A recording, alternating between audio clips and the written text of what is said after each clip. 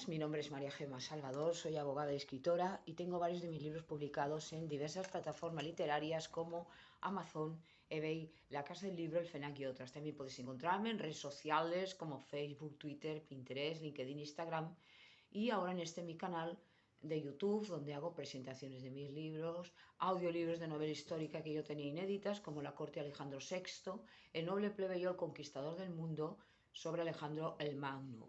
Hago reseñas de obras de grandes autores, como por ejemplo Los tres mosqueteros de Alejandro Dumas, Saloma de Mercè Rodoreda y otras obras que me han llamado la atención, tanto por autora como por lectora.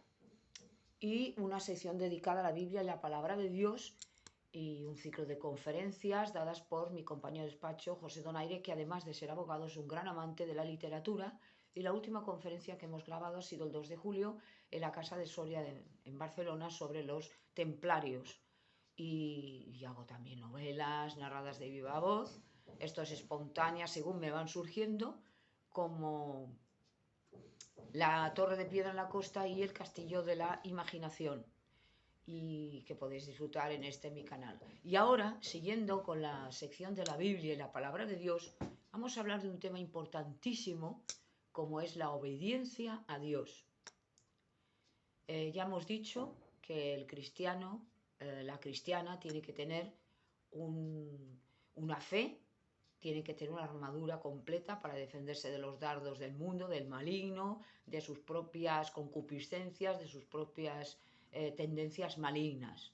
Y no solamente es la fe, sino también el leer la palabra de Dios y tener una esperanza en Dios, ¿no? Y cumplir. Esta es lo que yo quería llegar.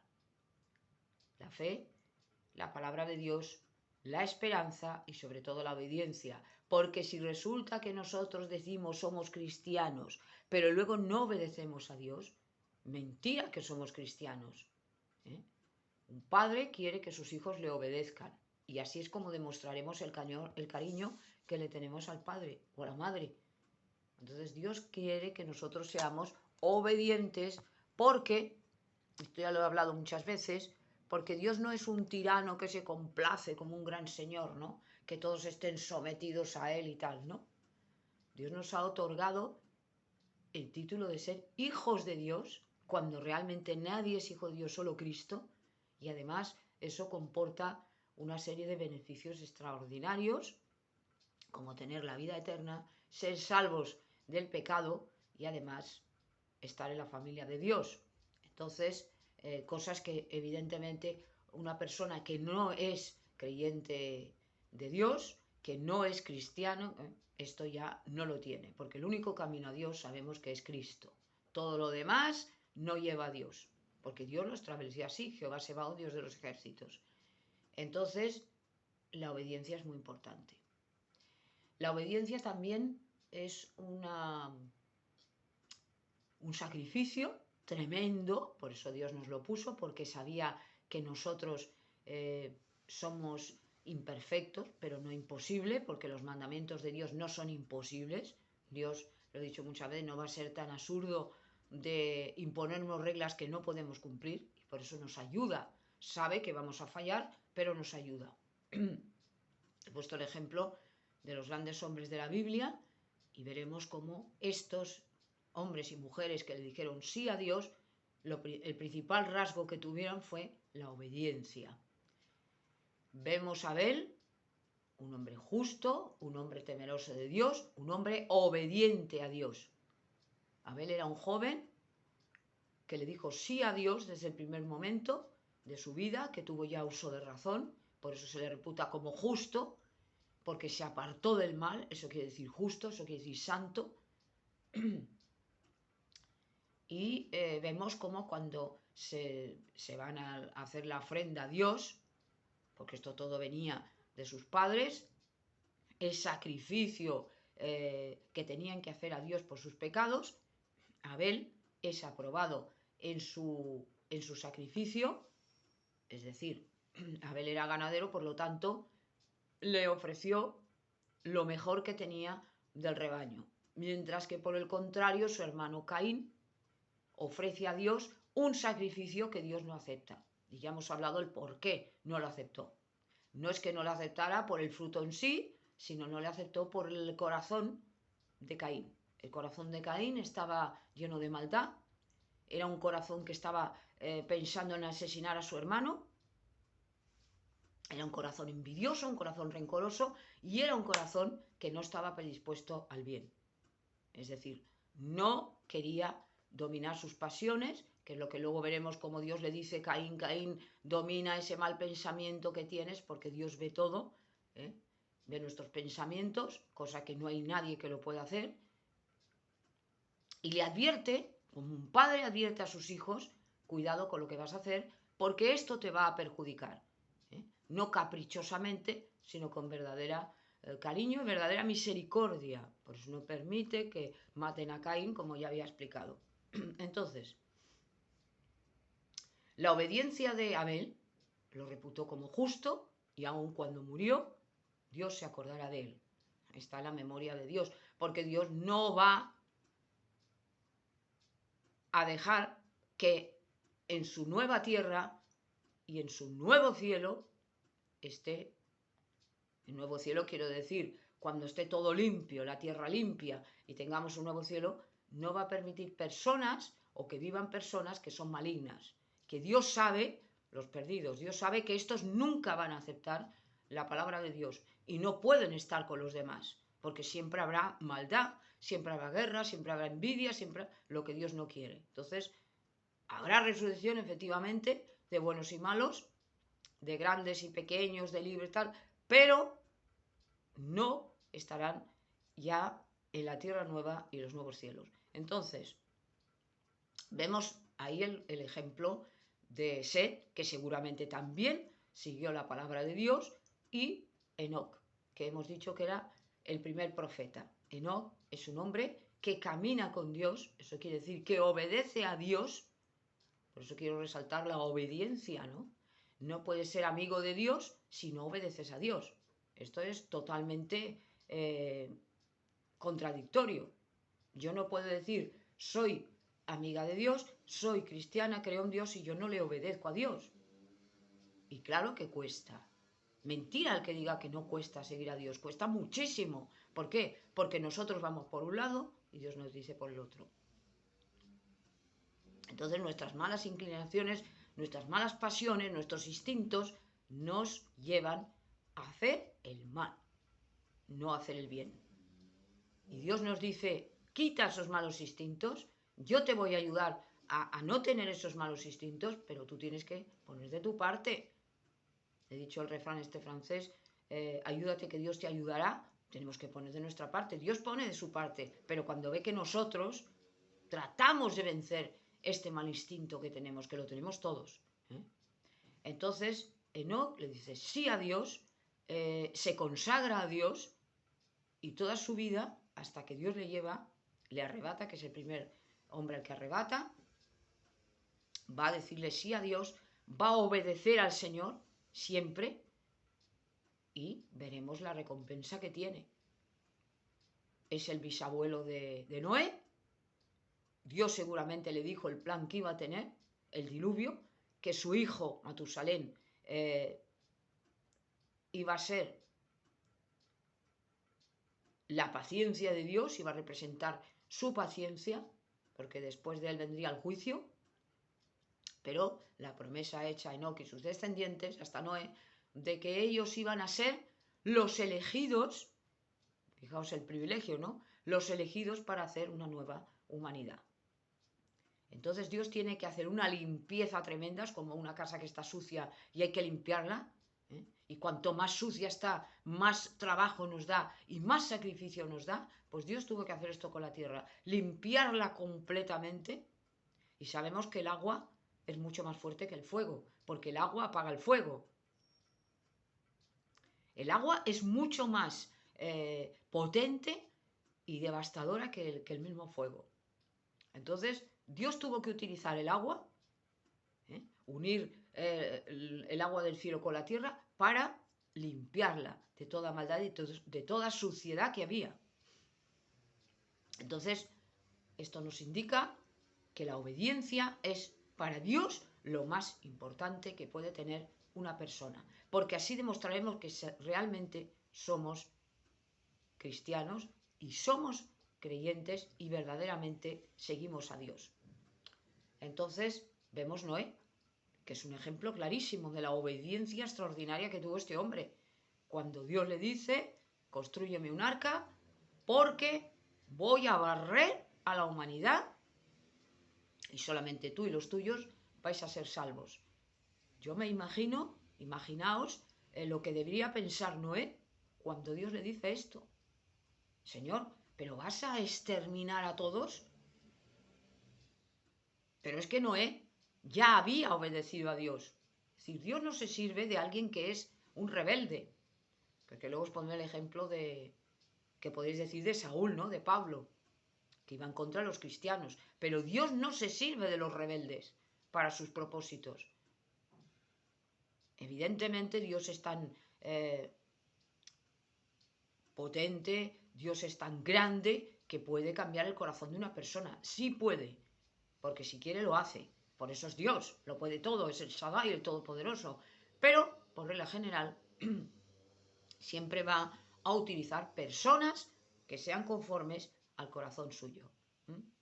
Y lo vemos después con Abraham, cuando sigue a Dios, cuando obedece las normas de Dios. Sal de tu casa y de tu parentela y vete a la casa que yo, a la tierra que yo te indicaré, que era la tierra de Canaán, la tierra que emana leche y miel, la tierra prometida que va a ser para ti y tu descendencia.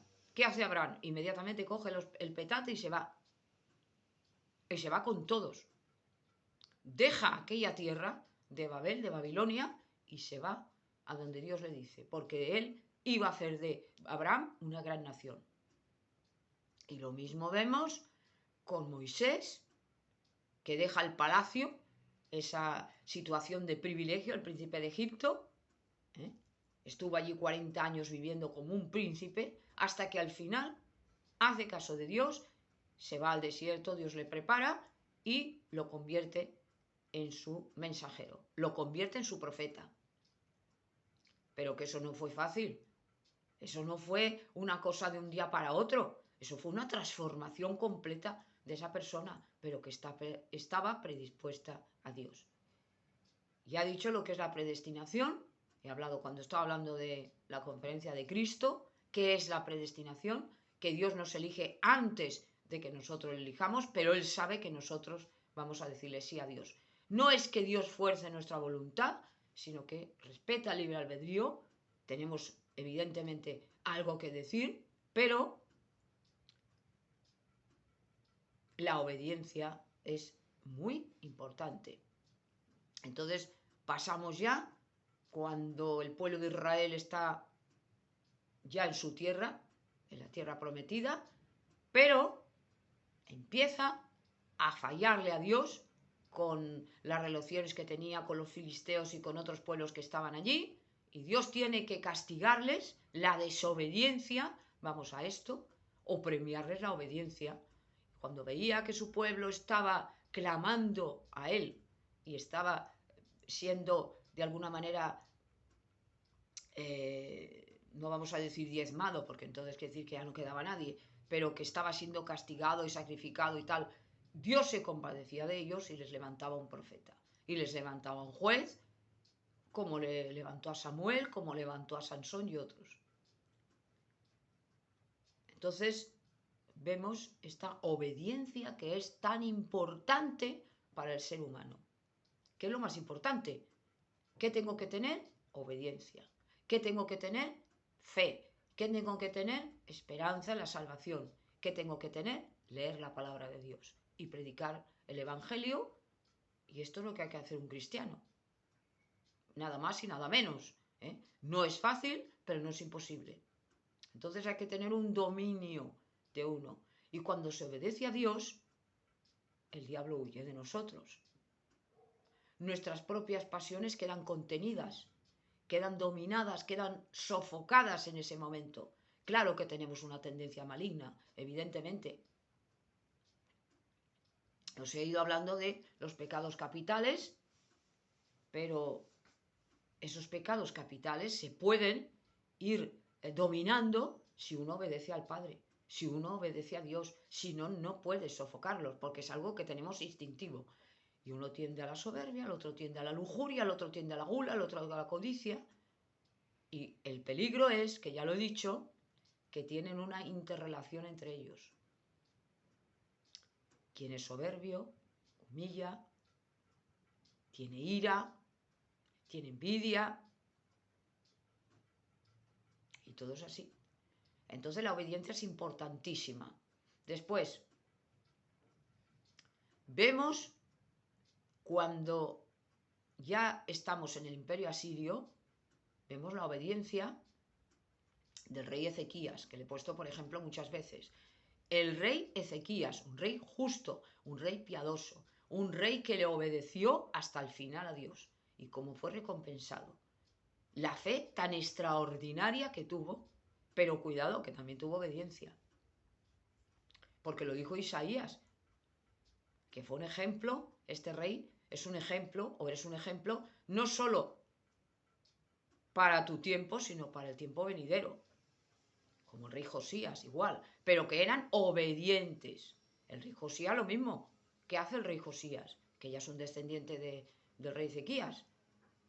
Serle fiel a Dios, ser obediente a Dios, cumplir las normas de Dios. Cuando él llega a los 16 años, que ya de niño tuvo que ser coronado rey porque había muerto su padre asesinado, hace caso de su primo que también era profeta y le sirve a Dios y se promete a sí mismo y promete a Dios que va a limpiar ese pueblo de Israel, que era una verdadera basura, como estaba.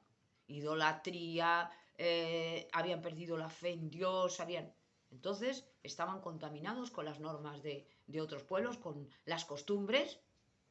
¿Y qué es lo que hace? Restaura otra vez la fe en el Señor. Tira todos aquellos templos de Babilonia, de no sé quién, de dioses y tal, y él vuelve a la adoración a Dios. Y esto Dios se lo premia. Que es en ese tiempo, si no recuerdo mal, cuando descubren las famosas tablas de la ley de Moisés. O sea, Dios le premia hasta en eso. Tú me eres fiel, yo te voy a decir lo que tenéis que hacer. Parecía como si el pueblo de Israel hubiera olvidado a Dios. Es muy triste, pero es así. Y vemos como después efectivamente ocurrió esto. Un tiempo después, no mucho después, pero un tiempo después, cuando el profeta Jeremías clamaba contra el pueblo de Israel, que se fueran a favor del Señor por lo que iba a venir, el castigo que les iba a venir, vemos a un profeta como Ezequiel, como Dios le dice, mira, por esto voy a destruir a mi pueblo y voy a destruir el templo. Mira lo que están haciendo. Y milagrosamente lo lleva adentro y le dice, mira lo que están haciendo con mi templo. Cómo adoraban imágenes, cómo hacían todo lo contrario a la palabra de Dios, cómo se volcaban hacia el sol, tal. Cosas tan asquerosas para Dios que dijo, yo no quiero ya esto. Yo ya no quiero este templo, ni quiero a este pueblo que me es completamente desobediente e infiel. Pero, como siempre hace el Señor, levanta voceros, que he dicho Jeremías, Ezequiel, y luego a Daniel y a sus amigos, y estos van a seguir a Dios. He dicho ya el ejemplo de Daniel, el gran profeta del pueblo de Israel, y Daniel cómo obedece a Dios, se consagra a Dios desde niño y las grandes recompensas que tiene. Se consagra en todos los sentidos, obedece él y sus amigos y los levanta por encima de los sabios del pueblo de Babilonia, y cómo nos vamos dando cuenta que esa obediencia nos lleva a la amistad con Dios.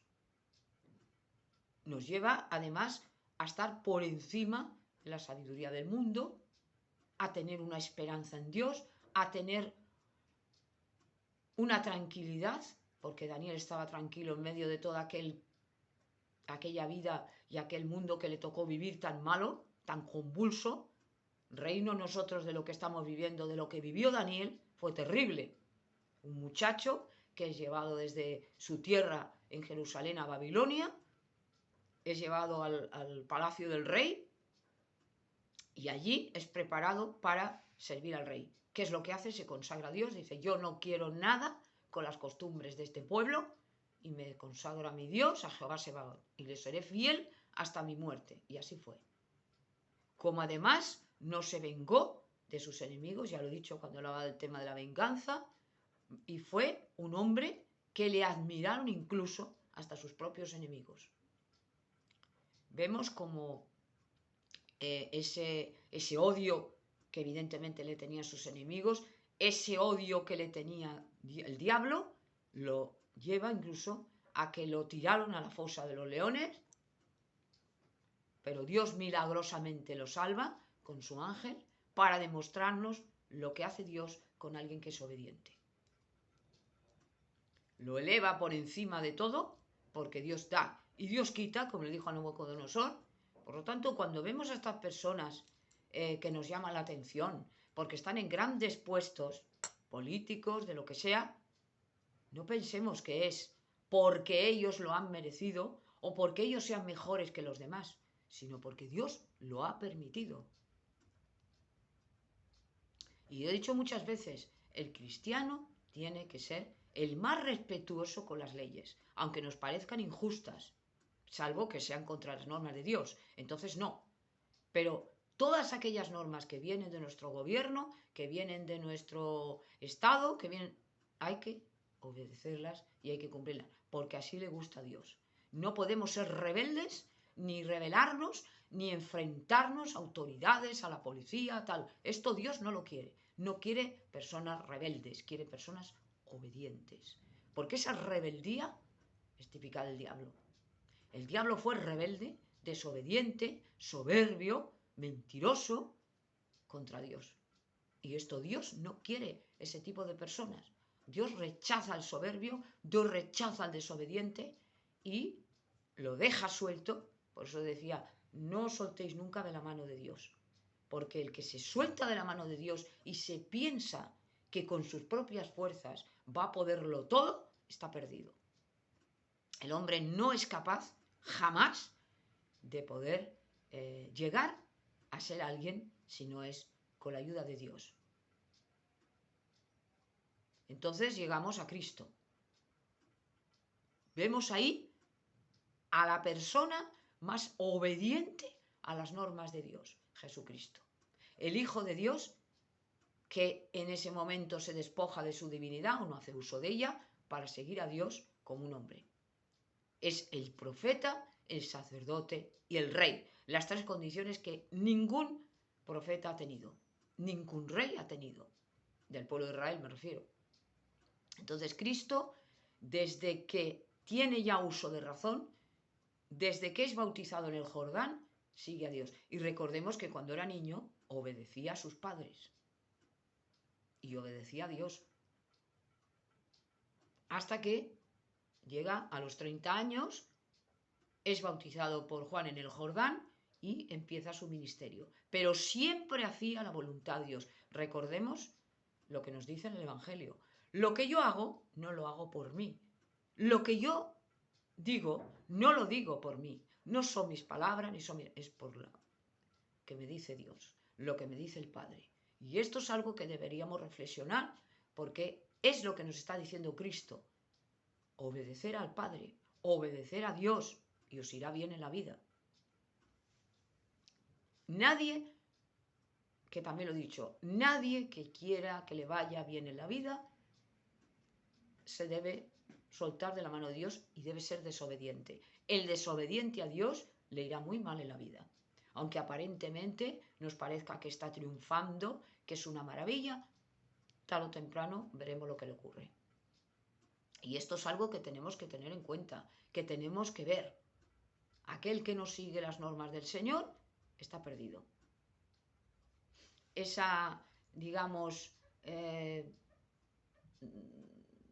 riqueza, esa gloria, ese poder, todo eso es una basura. El diablo nos lo da muchas veces. Si le seguimos nos lo da. Pero cobra y rápido y caro. En cambio Dios, a lo mejor algo que nosotros le hemos pedido, tarda en concedérnoslo siempre y cuando sea algo que sea conforme a las normas de Dios. No le podemos pedir algo que es en contra de él. Por ejemplo, no le podemos decir, oye, Padre, fulmina a mis enemigos, destrúyelos. Esto Dios no lo quiere. O que me toque la lotería. Esto no tiene ningún sentido para Dios. Ahora, Señor, úsame como instrumento de tu gloria. Señor, haz que yo domine estos malos pensamientos. Esto Dios nos lo va a conceder. Primero sírveme a mí y lo demás se te dará por añadidura. Ahora, primero sírveme a mí. Primero piensa en mí en todos los sentidos. Y yo te daré lo demás por añadidura y te concederé los deseos de tu corazón. Pero siempre que sean peticiones y deseos buenos, lícitos. Recordemos lo del rey Salomón. Cuando le pide a Dios, dame sabiduría, Señor, porque tengo que regir a tu pueblo. Recordemos que Salomón era muy joven cuando accede el trono. Y yo no sé qué hacer, Señor, ayúdame. Y Dios le dijo, porque no me has pedido ni la muerte de tus enemigos, ni me pediste riqueza, yo te daré una sabiduría como no la ha tenido nadie. Y además te daré todo. Y así fue. Por la obediencia, por el sometimiento que tuvo a Dios. Pues esto es igual. Entonces llegamos a Cristo y vemos una humildad y vemos una obediencia tremenda. La perfección en Cristo. Y Cristo era humilde, que esto nos asombra, ¿no? ¿Cómo puede ser? Pues porque Dios es humilde. Cristo es el reflejo de Dios. Se lo dijo a uno de sus discípulos. Me parece que es Santiago. Bueno, ¿y cómo es Dios? Le dice uno de sus discípulos. Y le dice, pero ¿me has visto a mí? ¿Me has visto al Padre? Pues si le ha visto a él, ha visto al Padre, porque Cristo es el reflejo de Dios. Así es Dios, como es Cristo.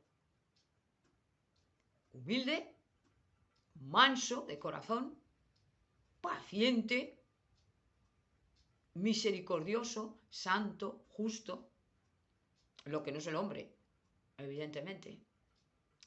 Entonces, cuando muere Jesucristo, recordemos el capítulo ahora hoy, a Saulo, a Pablo, cuando en Damasco es tirado del caballo, la luz cegadora y se le aparece Jesucristo y le dice, Saulo, Saulo, ¿por qué me persigues? Y él le dice, ¿quién eres, Señor, antes? Pero vamos a lo mismo. Él estaba confundido. No es que no sirviera a Dios, pero estaba confundido.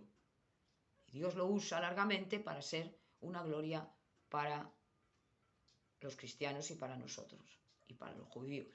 Entonces, Saulo era obediente a Dios. Lo que pasa es que estaba confundido. Por eso perseguía a los cristianos, por el celo hacia Dios. Y esto es lo que, de alguna manera, Cristo le dice, ¿no? ¿Y por qué le utiliza? Entonces, porque ya Pablo tenía este instinto de someterse a la palabra de Dios. Y entonces es cuando él cambia completamente, lo vemos en la palabra de Dios, y es una gran bendición para no solamente los judíos, sino para los cristianos, y cómo este hombre es grandemente utilizado por Dios. Es el que hace más viajes, es el que hace discípulos, el que, a Timoteo recordemos, ¿no? El discípulo más conocido de Pablo, cómo los va formando a sus discípulos, cómo va a las iglesias, este celo que tenía, esta gran fe que tenía, y cómo los ayuda a los cristianos cuando antes los había perseguido. Entonces vemos la obediencia como es recompensada largamente. La obediencia de los mártires, vamos más adelante ya. La obediencia de los mártires a Dios, esa fe en Dios enorme que los llevaba a enfrentarse al circo, enfrentarse a las fieras, enfrentarse a los romanos. ¿Por qué? Porque obedecían a Dios. Y como obedecían a Dios, por su gran fe, fueron luego recompensados. Los mártires son recompensados, están al lado de Cristo, del Cordero. Entonces, vemos esa obediencia que tiene que ser fundamental y que incluso dan la vida por Dios. Recordemos el tema de la Inquisición, como mucha gente dio su vida por no ir en contra de la palabra de Dios. Entonces, eso tenemos que verlo a lo largo del tiempo quién es obediente a Dios y quién es desobediente. Y en nuestra época, ya en el siglo XXI, como hay muchos que han sido incluso asesinados por ser cristianos. Es terrible, pero es verdad. Han sido asesinados por decir la verdad, por dar la vida por Dios. Y esto es, como el fiel Antipas, esto es ya lo máximo de la obediencia. Sin llegar a este grado, porque no sabemos lo que nos puede ocurrir, no sabemos la voluntad de Dios, porque evidentemente, aunque le podemos pedir a Dios cómo nos puede usar y tal, pero no sabemos lo que Dios tiene en mente para nosotros totalmente, y sin llegar a este extremo hay que obedecerle en nuestro día a día, que ya es bastante, porque Dios conoce nuestras fuerzas, que no tenemos ninguna. Y quien es fiel en lo poco, será fiel en lo mucho. Recordemos estas palabras de Cristo en el Evangelio. La palabra de los talentos, ese hombre que marchó, el amo le dio tanto a unos y a otros. A uno le dio 5, al otro le dio 10, al otro le dio 2, al otro le dio 1. Como el de 10 lo multiplicó. Bien has hecho, siervo fiel, y yo te daré más. Y al otro tal, y al otro que tiene 1 lo escondió.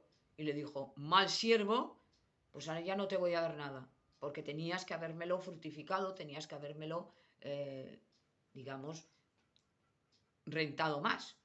Porque esto es como el capital. El capital, hablando en el lenguaje del mundo, para entendernos, si el capital se queda quieto, el capital se consume. Me refiero a lo que es el dinero. El dinero hay que moverlo, no dejarlo muerto. Es que lo dejas ahí, ¿no? Eso ahí se va comiendo. Y más ahora con lo de, bueno, con lo de los tipos de interés, aunque estén subiendo, pero es igual. Pues con nuestro capital que Dios nos ha dado, me refiero a estas enseñanzas que hemos tenido de la Biblia y de la palabra de Dios, esto hay que rentarlo, esto hay que moverlo. Dios te dice, muévete, yo te he dado una gran riqueza, pero muévela. Y eso de margaritas a los puercos se refiere a que cuando vamos a hablar de la palabra de Dios y nos hacen un respingo o yo no quiero saber nada, marcha, no intentes convencer a esa persona. Esto Dios no lo quiere, porque esto es forzar la voluntad de una persona. Es como querer hacer amistad con alguien que no nos quiere. Esto es ridículo, porque tienes que respetar la voluntad de esa persona. Si esa persona no quiere nada contigo, márchate. Ahora, no la trates mal, no la odies, no hables mal, pero no tienes por qué. Como nosotros tampoco tenemos por qué querer a otros, y no me refiero a amarse unos a los otros. El cariño, el amor, es de uno mismo. Pero, por ejemplo, una chica, un chico, no tiene por qué estar obligado a querer a fulano mengano porque esa persona le guste o le quiera. Refiero a esto, no a lo otro. Pues esto es igual. Entonces, cuando nosotros vamos a una persona o a personas y le hablamos de la palabra de Dios y esta persona no nos hace caso, márchate, como era aquello, sacúdete las sandalias, les dijo a los discípulos, donde vayáis a casas que no os oigan, marcharos. Ya me encargaré yo de esa casa. Pero no somos nosotros los que tenemos que actuar como con venganza, no, porque nosotros no tenemos la potestad de contener el mal. Nosotros no tenemos que juzgar a nadie, esto es solamente prioritario de Dios. No nos pongamos en el papel de Dios, nosotros no somos Dios. Nadie es Dios. No podemos hacer esto con la gente, obligar a la gente.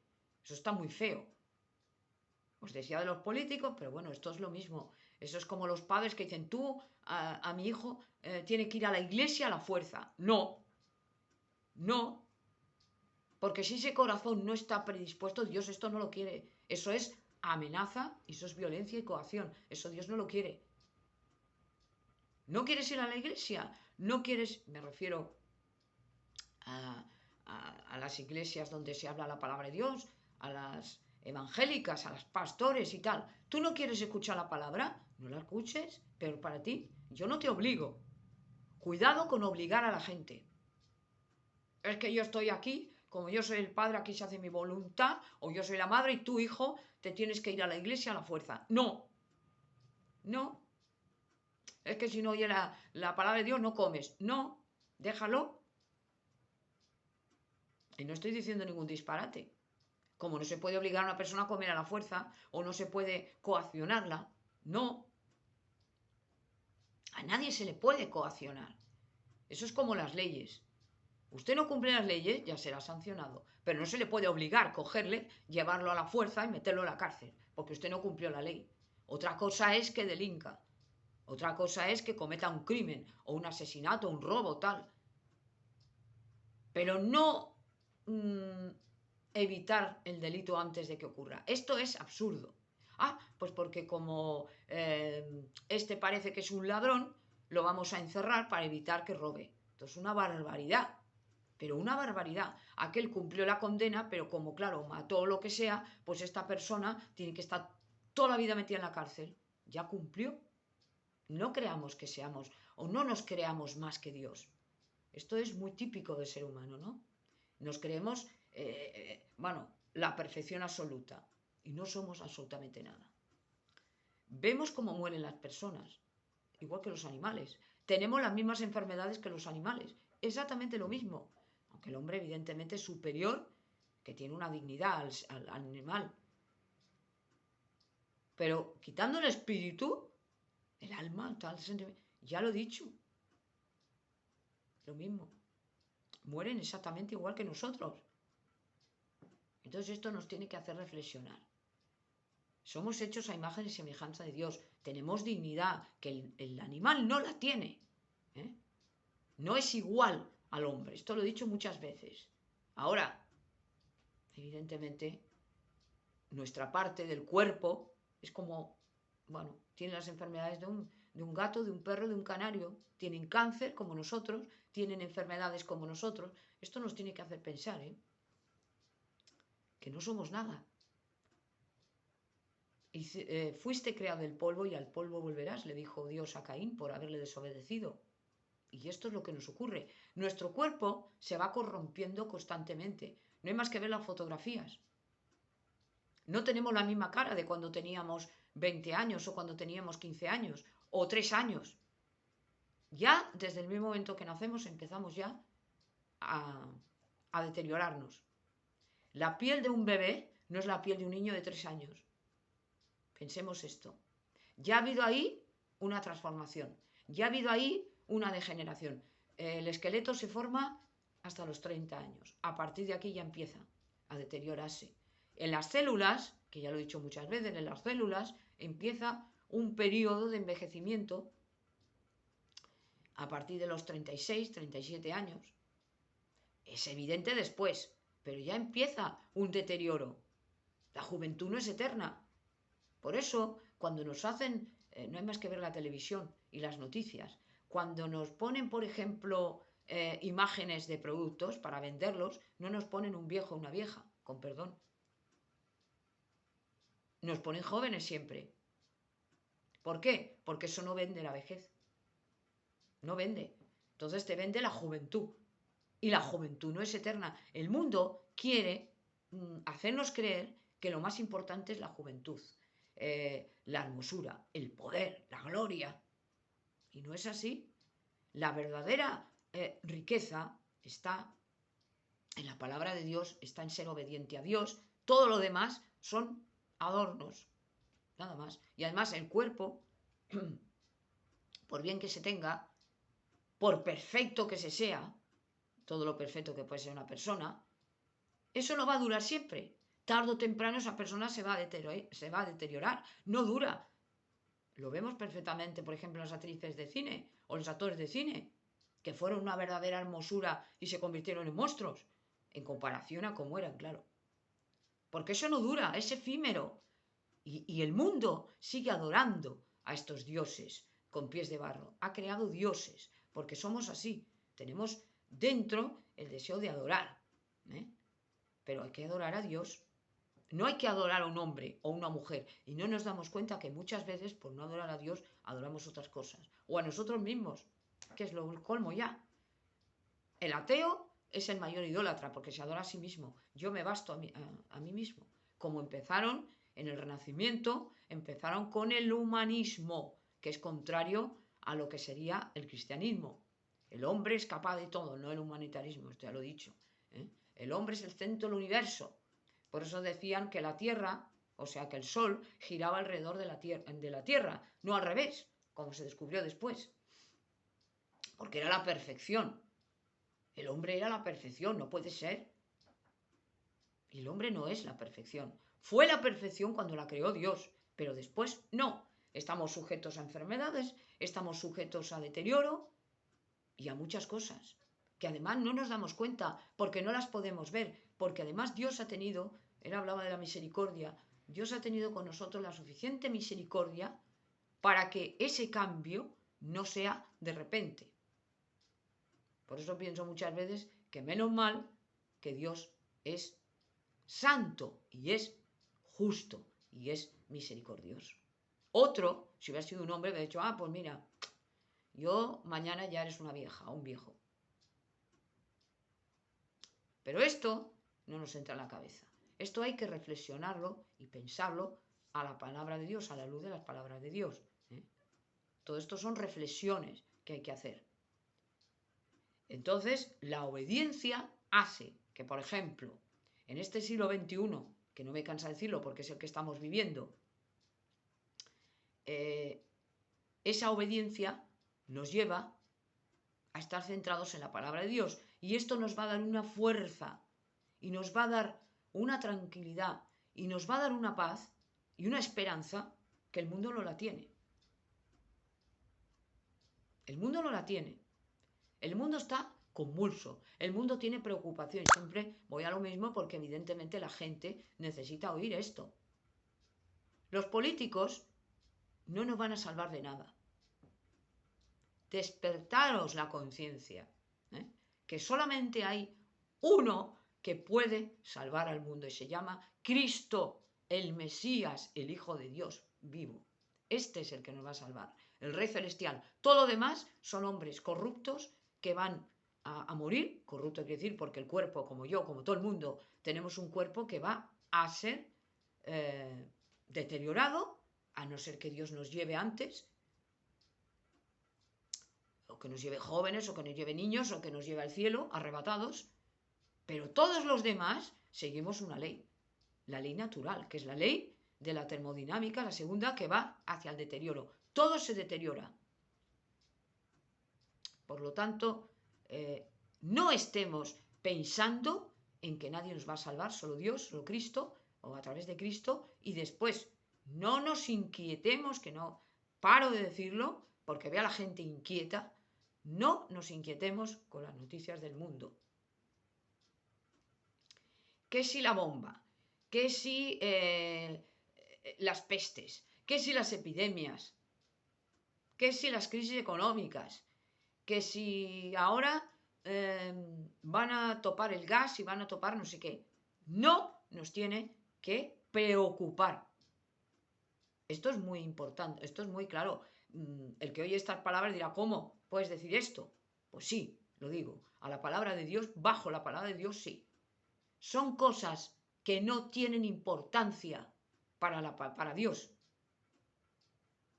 Si nosotros creemos en Dios, estaremos bajo la protección de Dios y nada de lo que ocurra va a ser sin que Dios lo pueda permitir. Daniel estaba en un mundo convulso. Lo tiraron a los leones.